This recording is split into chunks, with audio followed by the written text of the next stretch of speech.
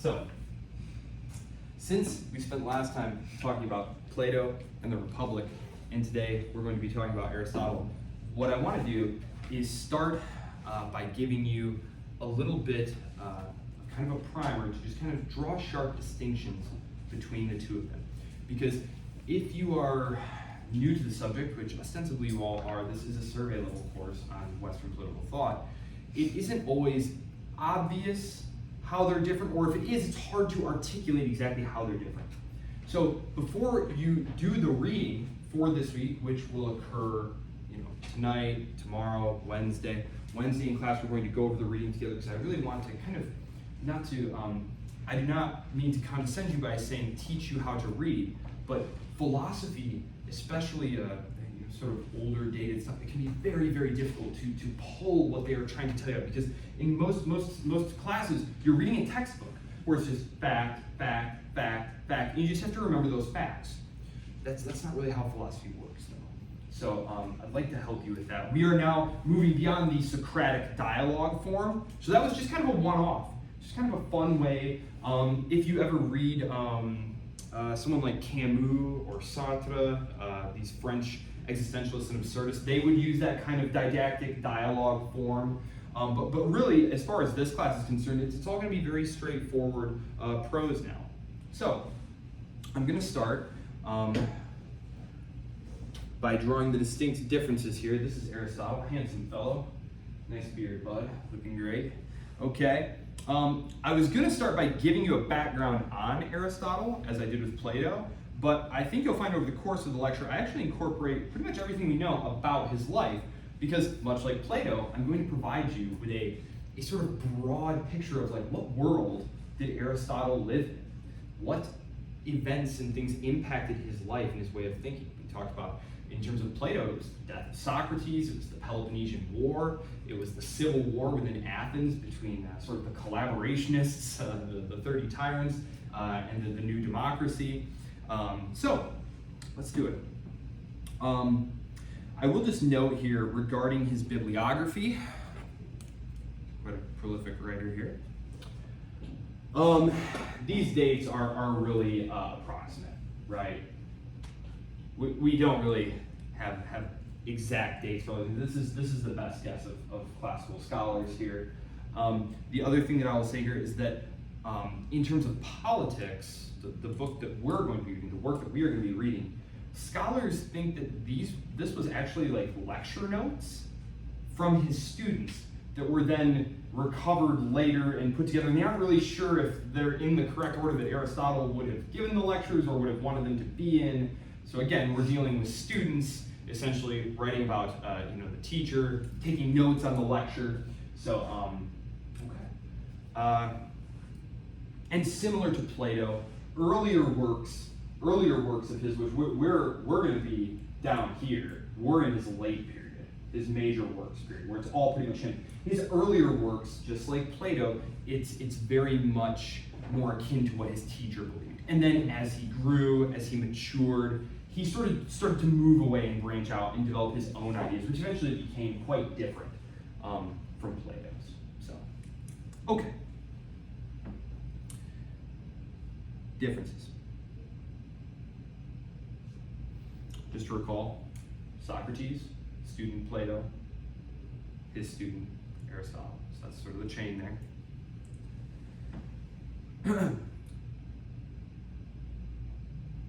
We need to understand the key differences here between Plato and Aristotle. Plato's key work, the Republic, Aristotle's Politics. And if I had to summarize the main difference for you between the two, I would say something like this. Plato represents an idealist approach, focusing on abstract forms, utopian ideals, visions of a perfect society, whereas Aristotle's work is more empirically grounded, more realist, concerned with observation and practical application. Okay, so those are the key, and I will expand on this, but just so that you have that in your mind here as I'm going through these differences here. So here we go. Let's begin by recalling back to last week and our introduction to Plato, that the heart of Plato's moral philosophy is the concept of the forms, especially the form of the good.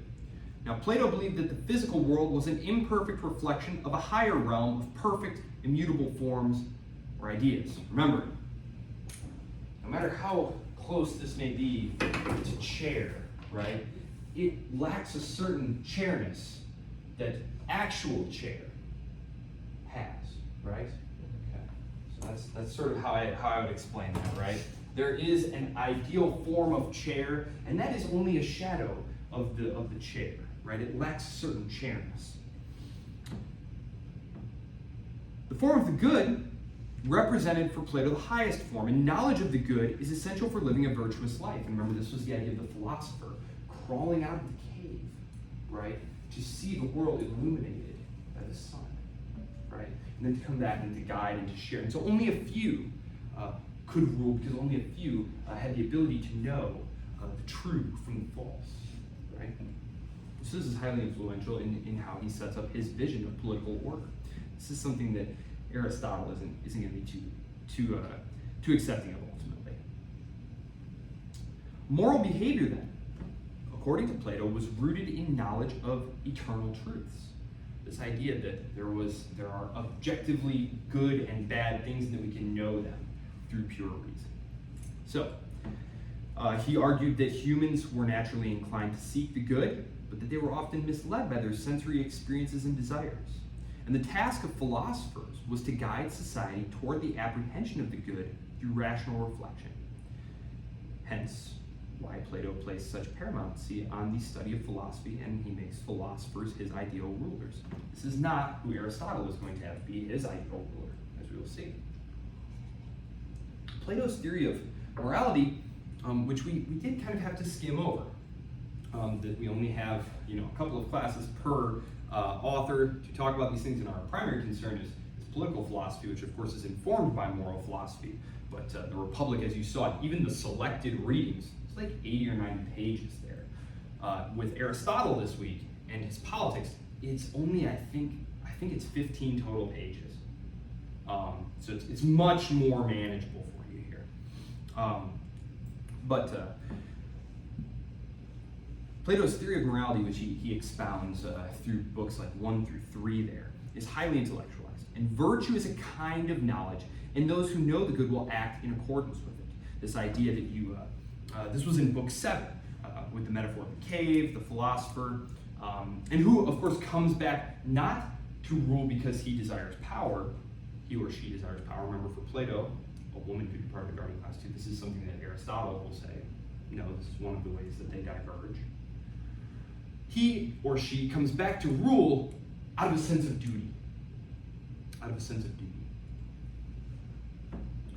First part, Aristotle is going to reject Plato's theory of forms. Eventually reject Plato's theory of forms. Again, we're dealing with his mature major works period here. The Lyceum was his own school. He studied at Plato's school, which was called the Academy. And he spent a very long time there. And he actually left only when it seemed like he might meet a fate similar to Socrates. Because we're going to see later, the politics of the Greek world are going to be strongly impacted by the growing power of a northern kingdom, the Macedonian kingdom, or the Macedonian kingdom. And he's going to essentially leave because he fears for his life. They're very because he was, of course, attached to that court. He was actually born in Macedonia, in a Macedonian town. So that is why he ultimately leaves, but he does return. So, Aristotle rejects Plato's theory of forms, arguing that forms do not exist independently of the material world. For Aristotle, the physical world is the only reality, and knowledge, therefore, comes from observation and experience. So we can see that this is a pretty wide divergence here between the two of them. And this is one of the reasons that Aristotle is going to be thrown into the dustbin of history for about, like 1,000 years. He's going to survive in Baghdad libraries until Thomas Aquinas plucks him out of obscurity and says, no, there's some good stuff in here. No, this is great stuff. In fact, he's the best. But Plato, as you can see, with his ideal realm of forms, and that's much more congruent with early Christianity. In his ethical writings, particularly the Nicomachean Ethics. No. Oh, okay. The Nicomachean Ethics, which if you look at your book, you will see that there is a selection, a very small selection of the ethics which precedes the politics. This is his major ethical work, though. He presents this more pragmatic approach to moral philosophy, one that is grounded in the realities of human nature and society. Aristotle defines virtue not as knowledge of some abstract good, but as a mean between excess and deficiency. For example, courage is a balance between recklessness and cowardice.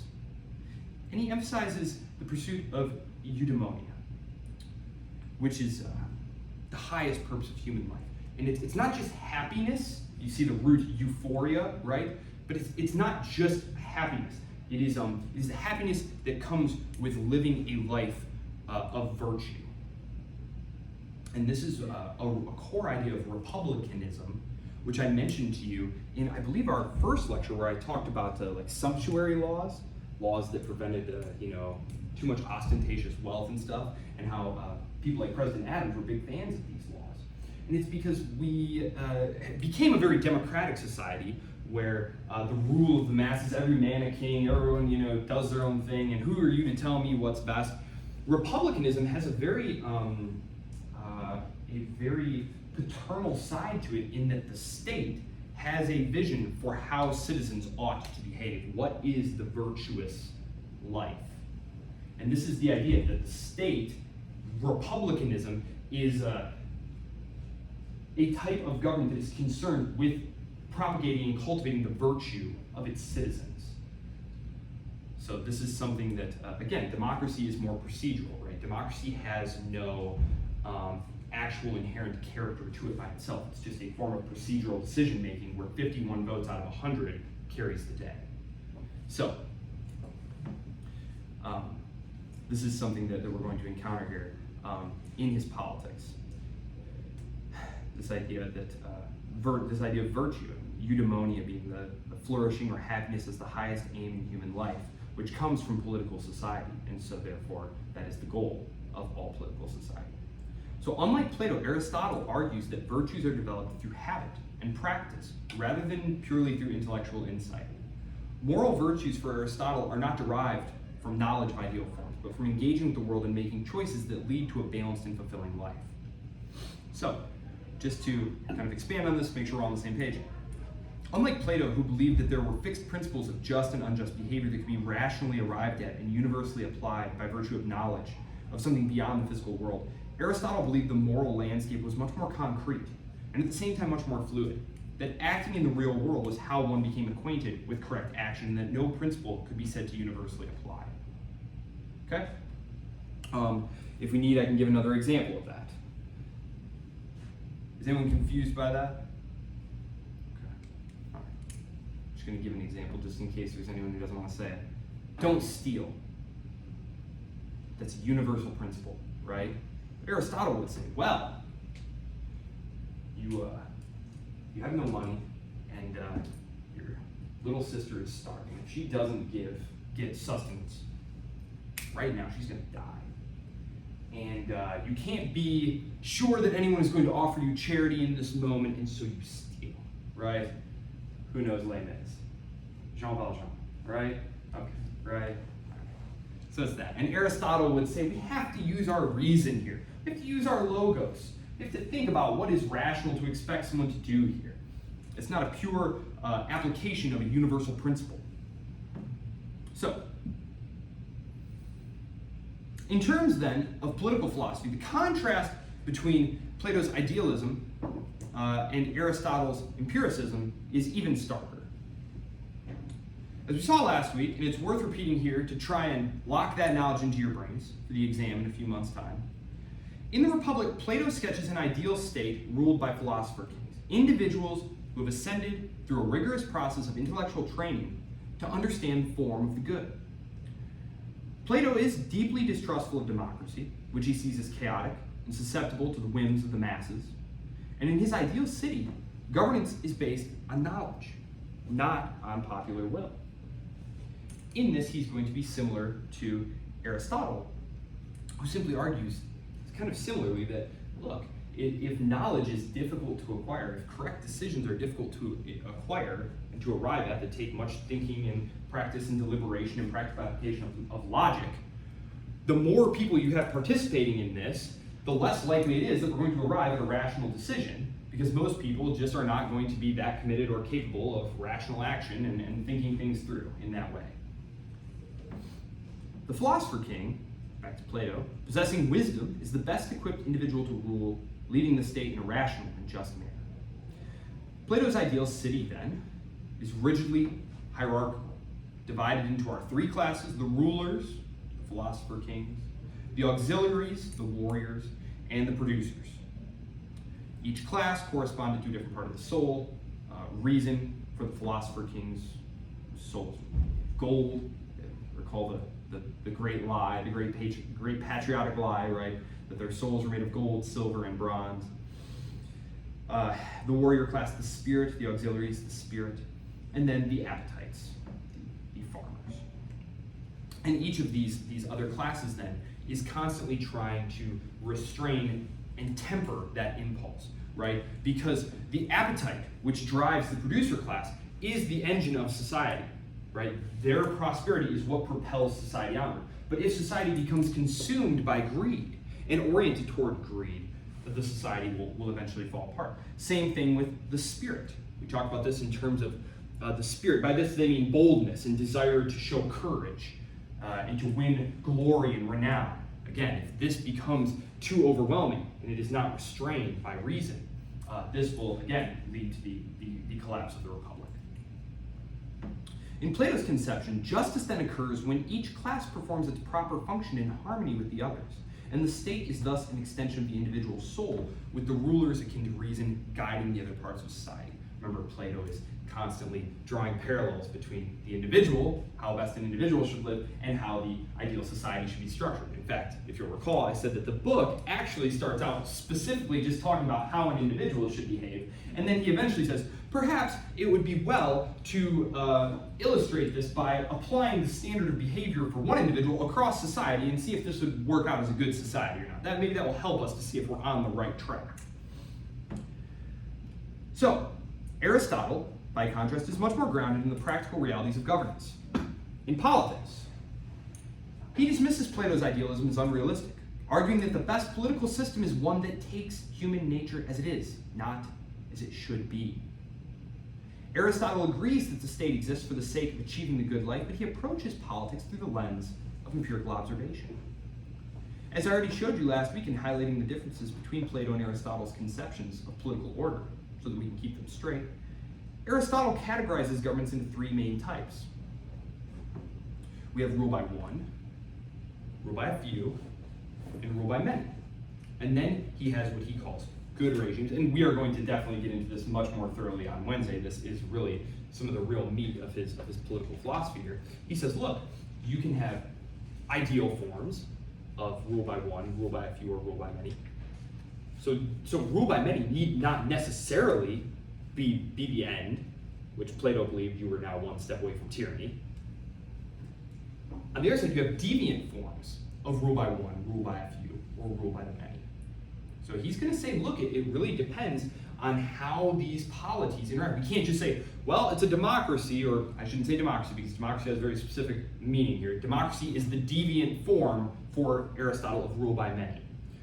Polity is the rule by many, which is kind of confusing because polity is also like the word for the polis, the single political unit. It's a little confusing there, but we will get much more into this, and I'll have that up on the PowerPoint next time when we go through this. But I just want to again draw the distinction between Plato. Plato viewed it as just boom, boom, boom, boom, boom. For Aristotle, it's more that there are two different pathways you can go, and that it depends on how these societies actually govern in practice.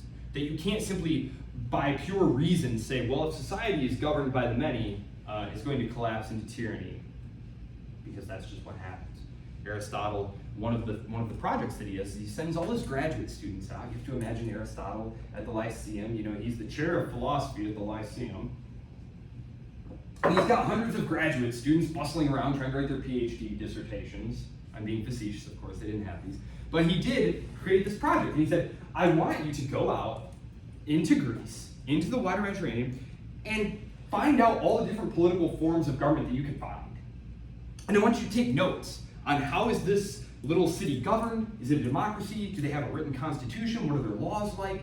And then come back and we'll put it all together in this giant compendium of political order. And so, again, it gave him a more realistic perspective because he was able to see that, like, okay, well, this society is very different from this society, but they're both prosperous even though they're governed very differently. So it gave him, like I said, a more realistic view of how the world works.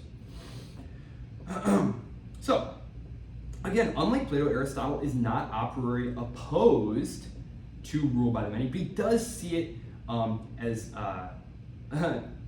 very prone to collapse, simply because, again, you have, if we believe that virtue is hard to obtain, if we believe that it's hard to live a virtuous life, that by definition means that few will be able to live this way, and if it's a democracy, if there's a lot of people ruling together, it means that the few virtuous will be, outvoted by the many who are not.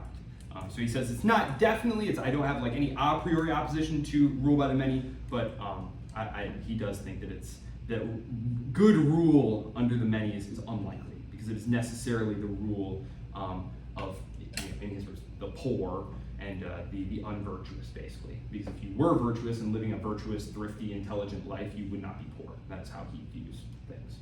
It's not dissimilar, actually, to some of the early arguments of the American founders, who will say, well, property owners should be the ones who vote because they are the virtuous ones. And you can tell that they're virtuous because they have acquired property through the rational application of hard work and diligence and good Protestant ethic, right? And so they're the ones who can safeguard the republic the best. And it shouldn't be a surprise, of course, that the founders do parrot a lot of these beliefs. Like, they were Enlightenment products. They were English Enlightenment guys. People like Franklin, people like Madison. They were reading, Enlightenment thinkers, yes. Under Aristotle's philosophy, would America be considered ruled by the many or ruled by the few? It's a good question. It's a good question. Certainly, we vote on things, right? I guess I would just say this. Who remembers Barack Obama's campaign? What was his campaign slogan? Hope and change. But did anything really change? No, it didn't.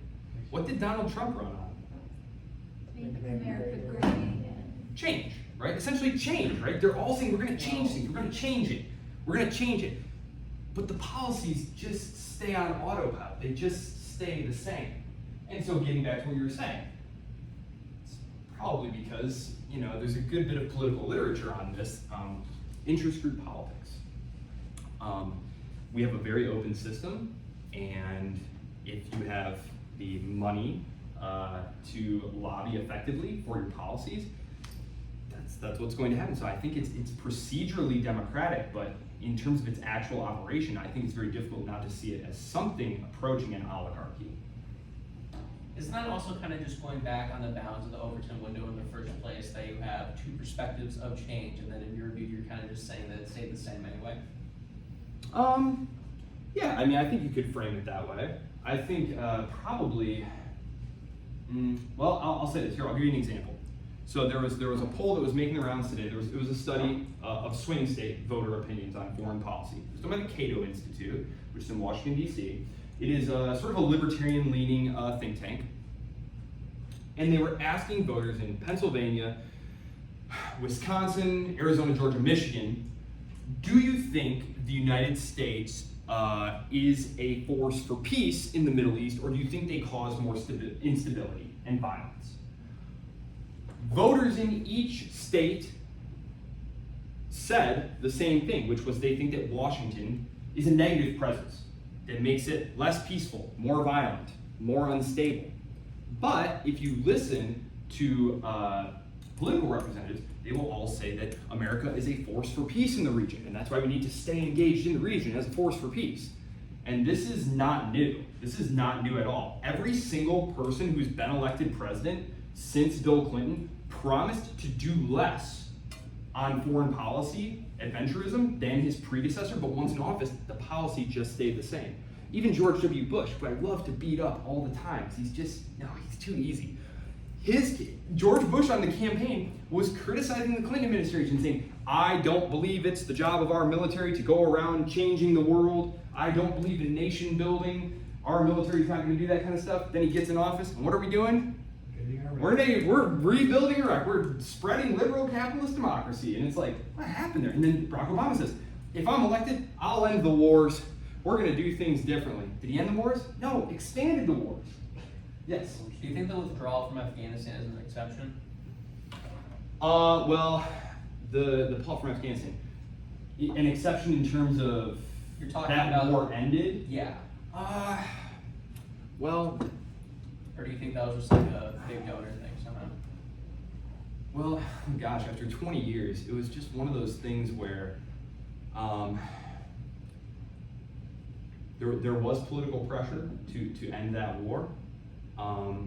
There was also really no reason to continue being there.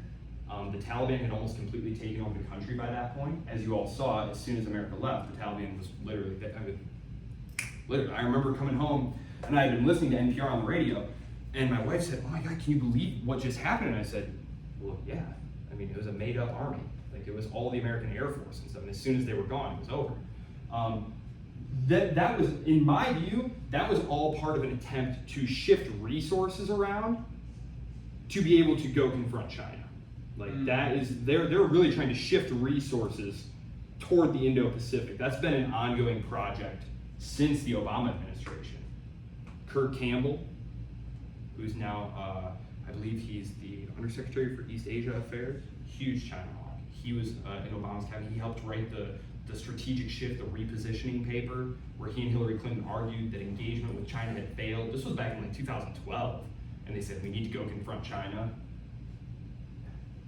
Or shoot. Oh yeah, so isn't China taking up all the rare earth minerals from Afghanistan now though? China has the most rare earth minerals of any country on earth. So like, Wouldn't it benefit it might try and do business in Afghanistan, but it has more rare earth metals than it needs. In fact, that's a problem that Japan is running into right now, because Japan is trying to put chip export bans, curbs, and China is threatening to retaliate against the Japanese auto industry by limiting rare earth metal exports that Japan desperately needs. The thing about this is Afghanistan, those of you who know anything about it, like, it's a highly inhospitable country. The British tried to conquer it, fail. The Soviets tried to conquer it, fail. America tried to conquer it, fail, right? It's highly unstable. And China has actually had a similar experience already in pumping money into a very unstable political environment, trying to get economic advantage from it, and it hasn't gone well. And this is in Pakistan. Pakistan has a region, their freedom fighters would call it Baluchistan, but they essentially do not recognize the authority of the government in Islamabad. And if you follow, how many of you have Reuters? You can send an alert for when something happens in an area you're interested in. Send an alert for Pakistan, and every couple of weeks there'll be a kind of horrible terrorist attack, and there's always Chinese workers or business people killed, and it's very tough to build infrastructure and stuff and to dump money into projects time and time again when they're just going to come under attack like that. You need peace and prosperity to have harmonious commercial relations. And so, will they move into Afghanistan? If they do, it's going to be to try and shut off the flow of fighters to support the Uyghur separatists who are in Western China and who would like to break away from China. Yes. That's kind of more in line with the the debt trap theory. The debt trap, yes. Debt trap diplomacy, yes. People have accused China of using debt trap diplomacy. Yes. I've read about that too, but you kind of argue that it's more ineffective than it is effective then. Yeah, Or it's kind of just black hole money. Yeah. It's like a diplomatic thing, right? Yeah. Especially with the, aren't they trying to expand BRICS sort of? Yeah, bricks will definitely expand and get new members and stuff. Absolutely. I'm terribly sorry for getting so off track. I told you that I'm very easy to get off on tangents. My apologies. So, sorry. Okay, political philosophy. Yes, blah blah blah. Sorry. Yes. Okay. Empirical observation. Okay. Highlighting the difference between Plato and Aristotle's conception of political order, so we can try and keep them straight. Did that. Aristotle's famous notion is of the middle constitution or mixed regime. And this was one of the things that really struck me as interesting, because having read Plato, I thought, oh, well, naturally, Aristotle will want, a king or a dictator or something. He was in the court of Philip and Alexander. No, he actually favors kind of a sort of mixed government, like a la Montesquieu later, where he says, look, you can't place one group on top of the other, because it's always going to create resentment and instability. What you need is the perfect mix, where everyone's interests are perfectly balanced. Think about the debate over the American setup, right? The Senate versus the House of Representatives, right? Where the House of Representatives is this open, freewheeling, free-for-all, and even the big states will get lots of reps, but the small states can be assured that their rights will be protected by the Senate, right? So it's just this idea of being able to balance these different interests within a society. And we're going to see this on Wednesday, and you'll see it in the reading. So he emphasized moderation in government. He argued that the best form of government is one that combines elements of democracy and oligarchy, ensuring that both the wealthy and the poor have a stake in the political process. His approach to politics, therefore, is deeply pragmatic, concerned with what works best in practice for a given society, rather than pursuit of an abstract ideal. So whereas Plato viewed the state as a sort of a macrocosm of the individual, Aristotle sees it as a natural outgrowth of human sociability. And he says, this is the famous quote, man is by nature a political animal, meaning that human beings are naturally inclined to form communities and governments, just as an outgrowth of families.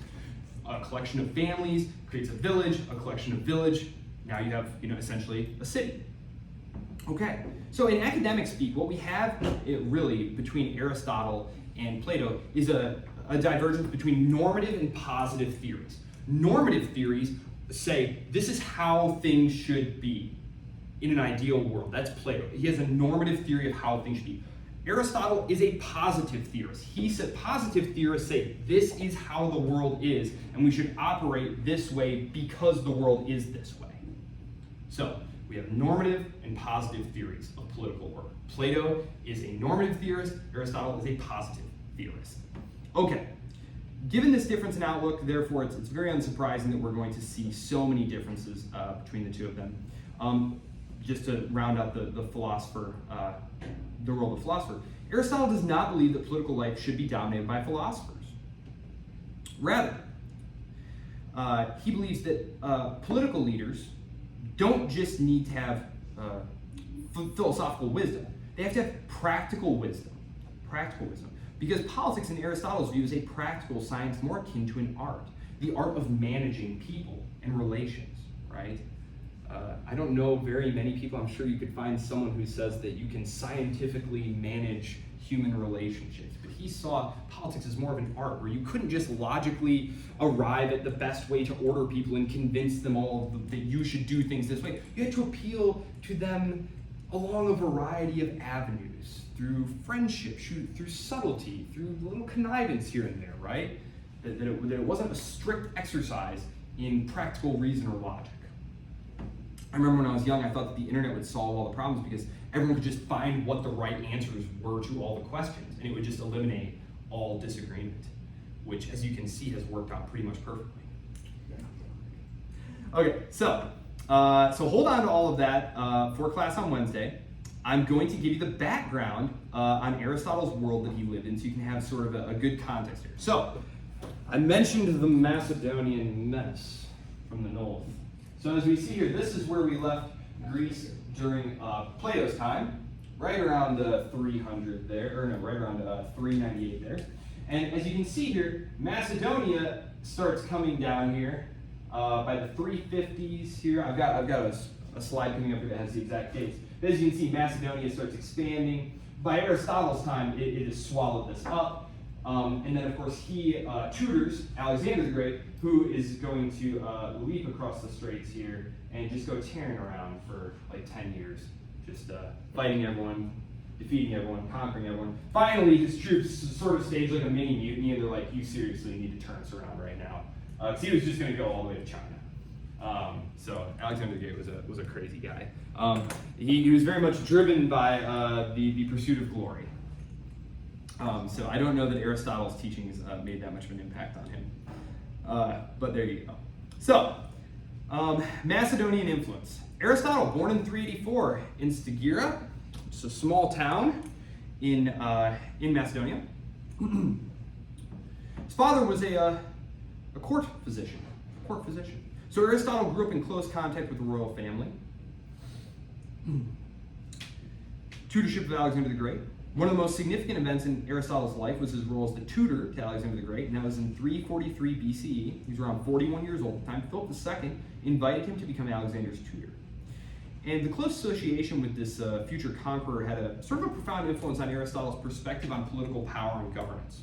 Though Aristotle was a proponent of a balanced constitutional government, the mixed regime we talked about, and we'll talk about more on Wednesday, his first-hand experience with the Macedonian ruler and his tutelage of the future empire builder exposed him to the challenges and dynamics of centralized power, warfare, and expansionism.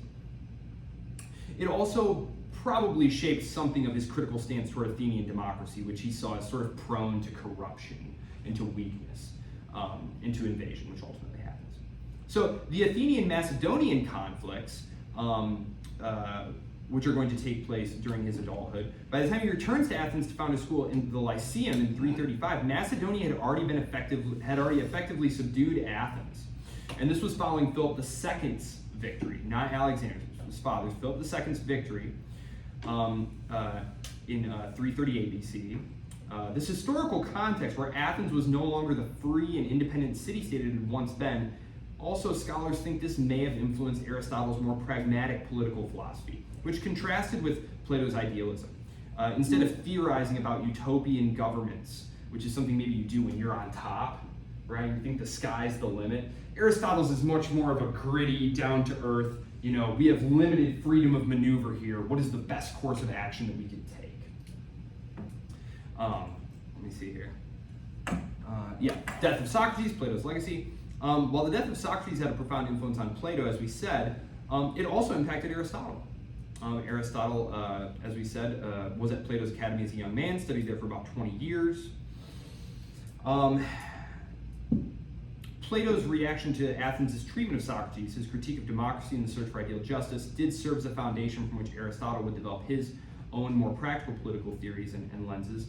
And then the last thing I would say here is the rise of the Macedonian Empire and its expansion under Alexander marked a major shift in the Greek world toward the creation of like a more universal cosmopolitan empire. One of the things that is going to cause Alexander problems, for example, among his retainers is when he would go from place to place, one of the ways that he would try to ensure the loyalty of the people was he would adopt their gods, he would adopt modes of their dress, and to a Greek, this was very bizarre. This was a very bizarre thing to be doing. Because the polity, the place you were from, had a very distinct tie to yourself, to your birth. It wasn't something that you just picked up and put on. And again, we talked about this in terms of the contrast between Athenian society and Spartan society. Alexander is going off into Asia. We're talking about differences between Greeks in the case of the Peloponnesian War. In the case of Alexander, we're talking about really very, very foreign cultures. And so this is something that Aristotle is going to talk about he does talk about in his Politics, but he talks about the challenge of restraining the acquisitive impulse, that the polis can't get too big, that the mixed government, where everything's in balance and everyone's committed to the government, it can't survive if it gets too big, right? And if it gets too diverse. And this is something, of course, that's going to reappear in the context of the Roman Republic, which I'm just going to move over here so that you guys can point without being in you guys' way. I'm always trying to tie you into the broader view here. So we have the birth of Aristotle, right? So 15 years before this, Socrates had been killed, or he killed himself, depending on how you want to frame that. He did drink the poison instead of taking exile. Rule of Philip II, so the expansion here, the loss of Greek autonomy, is happening. The Peloponnesian War, the Second Peloponnesian War, basically 50 years later, the Greeks had gone from being, which one of us is going to rule this area, no me, to the outsider coming in and conquering all of that. And this is the end of the Greek Golden Age is done. Because of course, once the Macedonian power recedes, because of course the death of Alexander, his empire is going to fragment, right? His competing generals are each going to take a slice. Ptolemaic Egypt is the one that really stands out in my head, because of course that's going to intersect with our Western political thought narrative again, with Caesar and the civil wars, Cleopatra. She's a member of the Ptolemaic line, Ptolemy being one of Alexander's generals. But, so Macedonian power is going to be sort of broken with the death of Alexander II. It's still going to be a serious regional power, and it's still going to exert a serious influence on Greece, but not compared to this other power who's on the make. There's always powers coming and going on the make. The First Samnite War. Who's a history buff in here? Samnite War. This is one of the final major wars. There's going to be 3 Samnite wars. This is the war by the Romans for the conquest of the Italian peninsula. There were other Italians. Romans lived in Rome. Rome was a polis, and there were Etruscans, there were Latins, there were Samnites, and these were just different Italian tribes that the Romans were going out conquering and defeating and consolidating control of the Italian peninsula. And once they had done that, they're going to go out and start fighting the Carthaginians in the Punic Wars. There's going to be Greek wars where they take control of Greece, right? So from here, we're actually going to be jumping from the Greeks over to the Romans. Those of you who look at the syllabus next week, we'll be doing Roman Republic, we'll be doing Cicero. So as you can see here, we're by the time of the death of Aristotle, not only has Greek power ceased, Macedonian power is very much on the wane as well. So it just shows how fleeting these things can be. So, let me see. May I see your book, good sir? Yes, sir. I see that we are running tragically short on time. So, I just want to make sure that we have our reading in line. Let me see here. So, as I said, the Republic was quite long. And yes, on the Republic, yes, we're going to read some Cicero next week. Cicero was invited by Julius Caesar to join their cabal to overthrow the Republic, and he declined, just as FYI. Okay, so your book begins, as always, with a nice little introduction to the authors, to their philosophy. You may or may not read that as you like. As I said, the Nicomachean Ethics precedes it. The part that we are interested in is politics. Now, it's divided into 8 books, just like Plato's Republic was divided into 10 books. It's divided into 8 books, and he's going to start by talking about households and how households are run. Now, he's doing this not just to explain his view of how households should be run. He's trying to explain and contrast how he views that as being different from the city.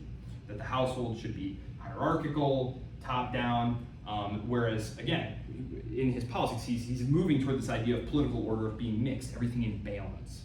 So, you needn't read the excerpts from book 1 unless you're really interested in doing that. It is a total of 1, 2, 3, 4, 5, 6 pages. This is the part where he talks about why he believes women cannot be rulers. This is where he talks about the justification for slavery. And his argument there is basically the same in both cases. They're simply different. His argument is that slaves cannot use reason, and that therefore they're incapable of governing themselves. Remember, reason is what we use to restrain the appetites. Because if we all just run around letting our appetites run loose, the city, goes to ruins. And he makes the same argument about women. Different. It's about reason. He says something along the lines of, women have reasons, but it is not, what's the word he uses? I've seen different translations, but it's not compelling, or does not compel, or something like that. And so there's different ways you could read that. Like, I've seen some people argue that he means that women's reason is not compelling because they're more influenced by their passions. I've also seen it argued that what he means is that these societies were quite frankly ruled by brute force, right? And that the men, being the stronger ones with the swords and stuff, would not listen to the reason of one. They would only listen basically to people who could kill them. Basically, is sort of might made right type stuff. I have not seen one single reading of that, but if you're interested, they do talk about that in here. So, book 2 is where he starts the review of constitutions. So you'll want to read book 2, his review of constitutions, talking about constitutions in theory and in practical application. Book 3, so that's 4 pages total. His theory of citizenship and constitutions. What is citizenship? What duties does it entail? Who can be a citizen? And that's only a couple of pages as well. It's 4 total pages. And then, finally, the principles of oligarchy, democracy, and the nature of distributive justice. So, and that basically brings us to the end of it, I believe. This is a slightly different version to my copy. Yes, I will put on there, because who has third edition? Who has third edition? Who has third edition? Third edition? Mine's in root still. Okay. Okay. Well, we're going to be looking at book 2. Yeah, we'll go with book 2, because I know everyone has that. If you are interested, because book 2 has everything that I just talked about in terms of like citizenship, the Constitution. If you're interested, this is something we are going to talk about, is book 5, Causes of Factional Conflict and Constitutional Change, which I'll admit is one of my favorites, because it talks about how political regimes evolve. That was always one of my favorite parts about studying political philosophy, studying history in general. Why do regimes change? So that's just me. I will put these up. I'm going to actually, because the book that they gave me is edition 4, I believe, which mine is different. Mine only has 20 pages worth of Aristotle's Politics. This one is much more comprehensive. So 174 to 190, let's make it, I'll post my page numbers, 174 to 196. 174 to 196 if you have the third edition, and that is book 2. So, okay. All right, any questions? Thanks, sir. Yep. Okay. Starship Troopers. Yeah, Starship Troopers. Yeah. What do you think of it? Oh, the new one. No. Oh, the old one. Book, yeah. Oh, the book. No, I have not read the book. Oh, you should read the book. Oh, the book is so good. It's like the best political text of our generation, our millennium. What is it? Starship Troopers. It's phenomenal. It's like Aristotle, but in space. That sounds great. Star Wars, years before.